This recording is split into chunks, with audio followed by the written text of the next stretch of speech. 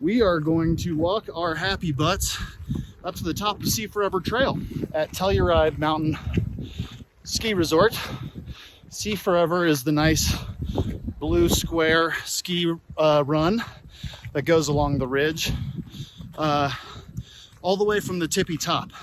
So if you take all the gondolas and lifts and everything as high as they'll let you go, that's going to be where we're walking to today. We are going to be walking on a groomed service road, Jeep trail. It's used very frequently by property maintenance. So we're not expecting anything technical other than about 1,600 feet of vertical incline over about 2.5 miles up and 2.5 miles back. So here we go. Telluride is cool because they have a gondola as free public transportation. Since they get in and sanitize between each load, they've asked that we keep our masks on. And there's 3 free gondolas that roll year-round, all day, all night, and helps you get around the ski mountain. Thank you.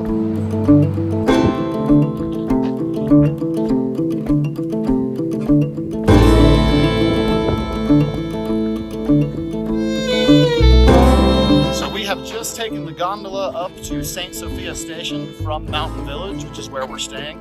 Mountain Village is kind of the ski resort side, while Telluride proper is down on the other side, down in this little valley over here.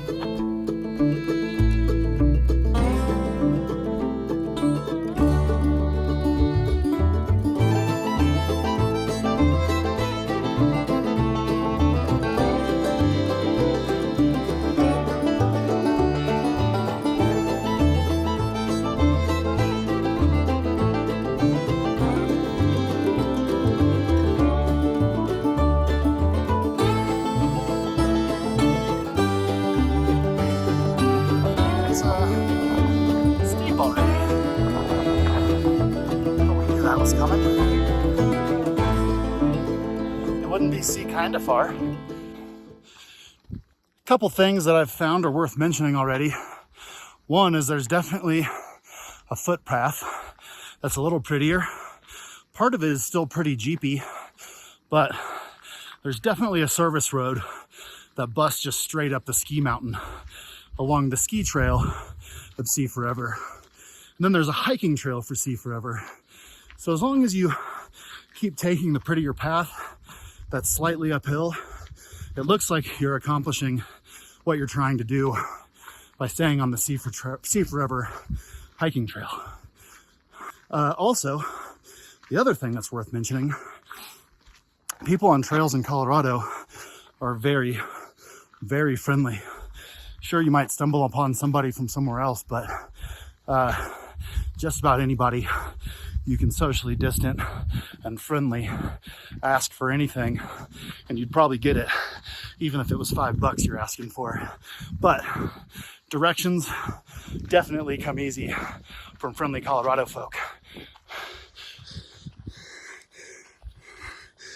I started my climb at the top of St. Sophia Station, so I haven't gone far. I'm already being rewarded. And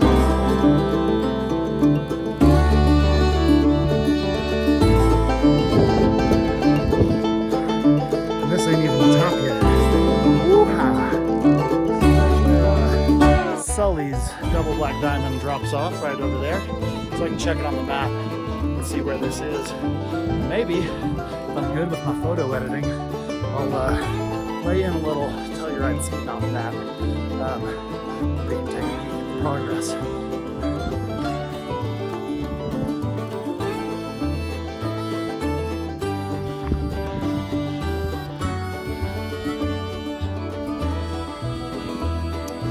Starting to get to the top of the ski lifts. That's how you know you're getting up there.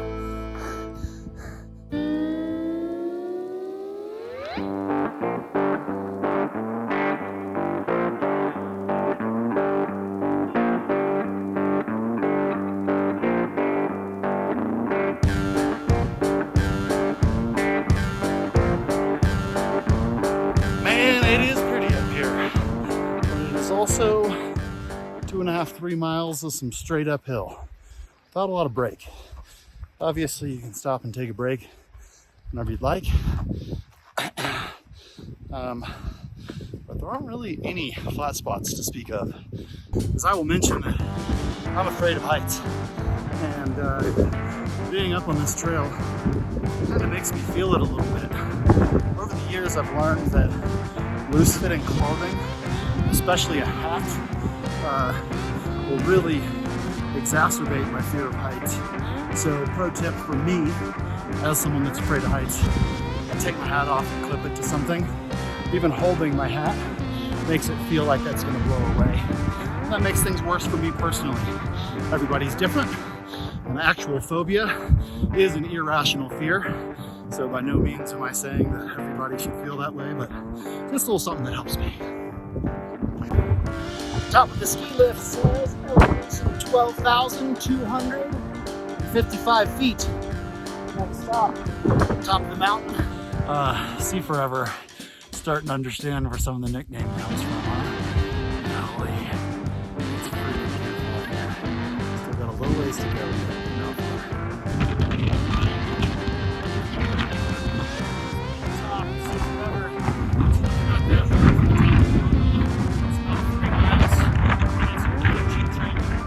I am trying to teach you guys of what it's like to come up to see Forever, because I checked the internet. I couldn't find anything anywhere other than some slideshows from 8 or 9 years ago.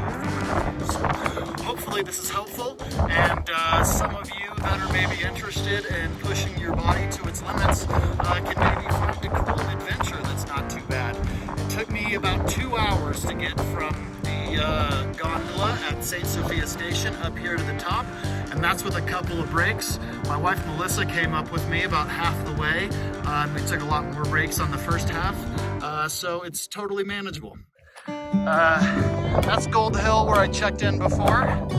Pretty much we just kind of run along that ridge, and I think that all the way down there is St. Sophia Station. So you can kind of see the whole thing from here. There's more lifts down there, and these are all the double black diamonds. I'm a big scaredy cat, I'm afraid to go close to the edge.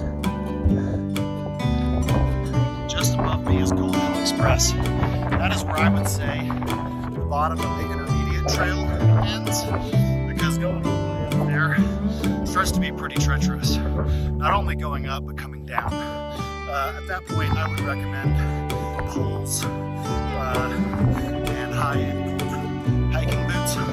I'm wearing my trail running shoes up here, so I have a good at least 4mm lug depth on these Saucony switchback ISOs.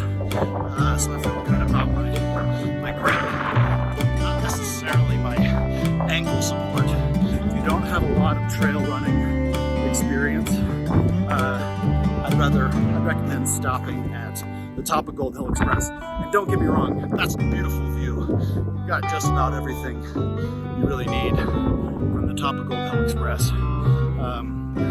Even just below Gold Hill Express is what I would call the top of the standard See Forever trail. That's the intermediate.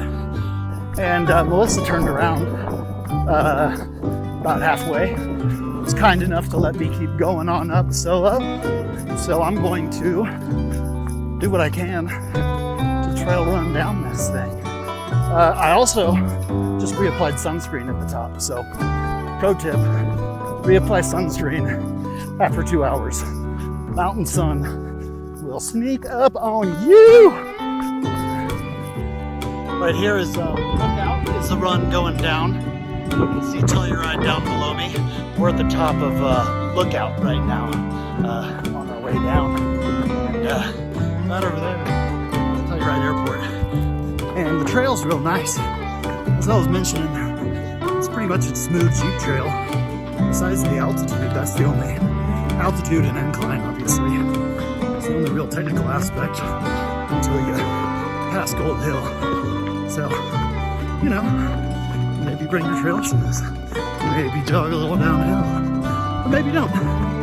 Just hike along. It's pretty.